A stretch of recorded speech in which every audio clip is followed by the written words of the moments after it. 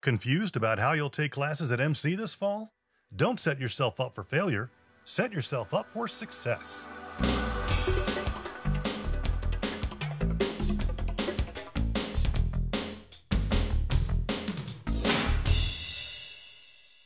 The beginning of previous fall semesters at MC had its campuses busy with lots of people.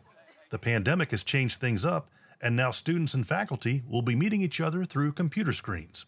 If you were an MC student last spring, you experienced some of the transition and probably know what to expect. But if this is your first semester at MC, you might be wondering where to begin. I think the thing that the students who are new to the college need to understand first is to start with Raptor Central.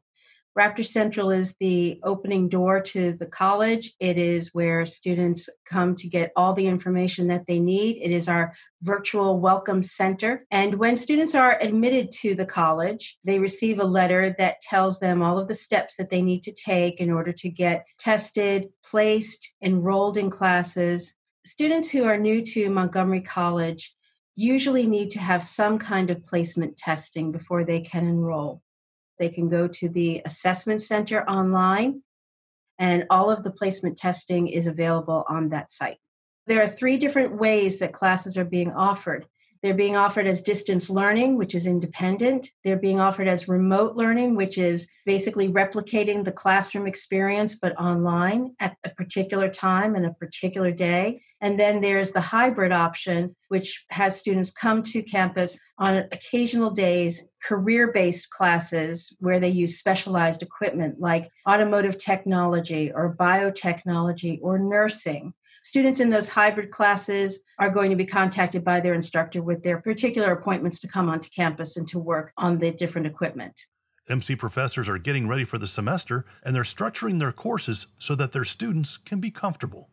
I'll primarily be using Zoom for my class sessions. That's what we use in the spring, so I feel like most students are comfortable with it, so we'll just continue with the same format. So since I teach literature and journalism and writing, I think for me, what will be key is making sure that the students are engaged for the whole class period. I do have some group projects in my classes, and I will continue to do those projects. Through Zoom, we can do breakout sessions. I can easily hop into each of those breakout rooms so that I can offer guidance to them as well. Now, for those courses that normally involve labs and handling equipment, some creative workarounds are in place.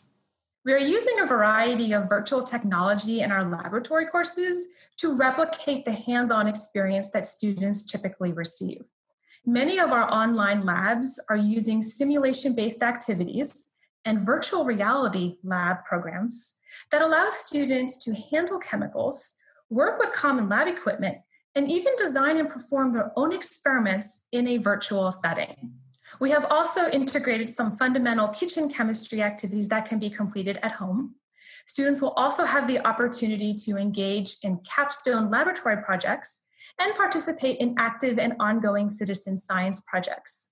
Most students coming back to MC will at least be familiar with Blackboard. My course Blackboard site serves as a central location where students can go to communicate with each other and with me, to access course resources, to find additional services such as tutoring centers and writing centers, as well as to engage with supplemental material such as video tutorials to help them better master those course concepts. I'll be using Blackboard to give my quizzes. That's what I usually do in my online classes, and that works really well because they're automated.